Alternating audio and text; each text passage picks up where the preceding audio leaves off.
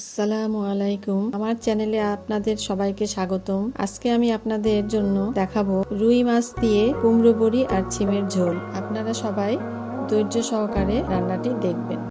প্রথমে কুমড়ো বড়িটিকে সামান্য তেল দিয়ে হালকা গোলাপি করে উলট পালট করে ভেজে নিতে হবে।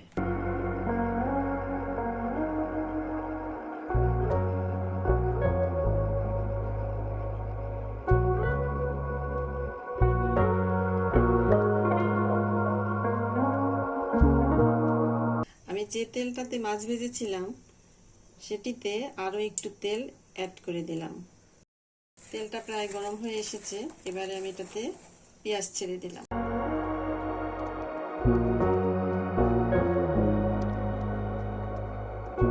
পেঁয়াজটাকে আমি একটু লাল করে নেব।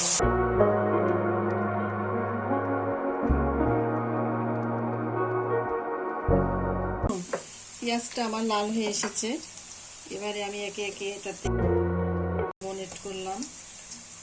লবণটা আপনারা স্বাদ মতো দেবেন। হলুদের গুঁড়া, মরিচের গুঁড়ো আমি একটু কষিয়ে নেব।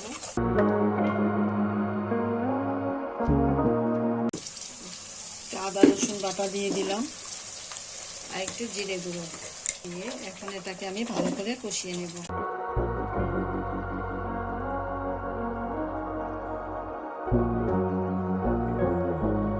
মশলাটা আমার কষানো হয়ে গিয়েছে, এবারে আগে থেকে কেটে রাখা টমেটোগুলো দিয়ে দিচ্ছি।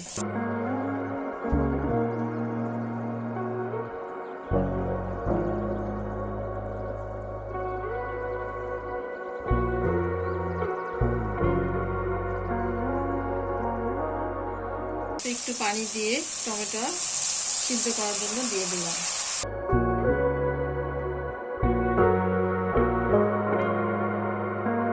একটু ঢেকে দিচ্ছি। টমেটো দিয়ে মশলাটা কষানো আমার হয়ে গিয়েছে, দেখুন দেখতে রংটা কত সুন্দর এসেছে।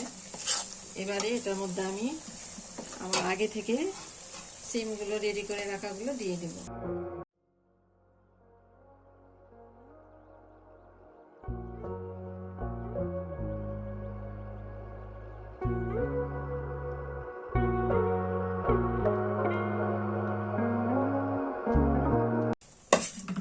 সিমগুলো দিয়ে আমি মশলাটা ভালো করে কষিয়ে নেব।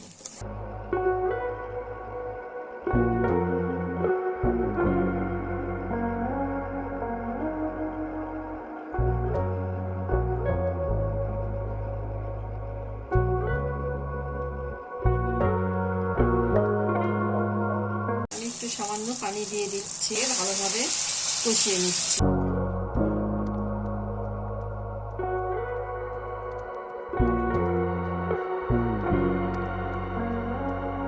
এবারে কিছুক্ষণ ঢেকে রেখে দেব। সিমটা আমার কষানো হয়ে গিয়েছে সম্পূর্ণভাবে, এবারে আমি এটাতে জল দিয়ে দিচ্ছি।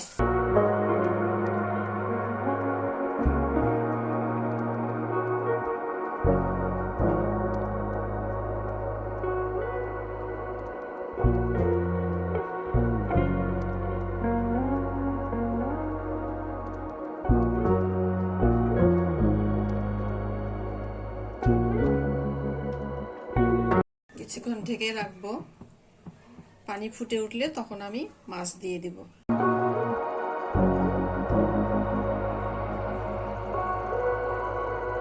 সিমটা যখন প্রায় অর্ধেক সিদ্ধ হয়ে আসবে তখন আমি মাছগুলো দিয়ে দিচ্ছি।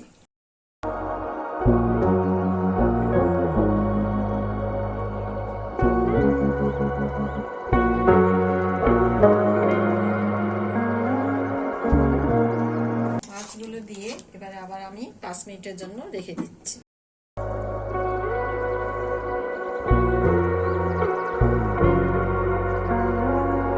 এবারে আমি ভেজে রাখা কুমড়ো বড়িগুলো আস্তে করে উপর দিয়ে ছেড়ে দেব।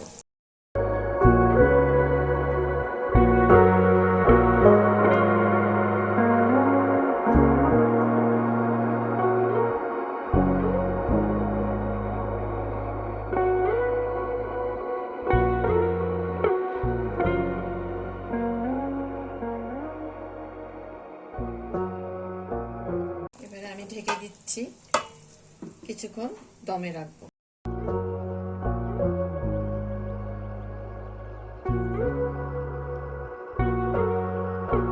দেখুন আমার রান্না সম্পূর্ণ হয়ে গিয়েছে।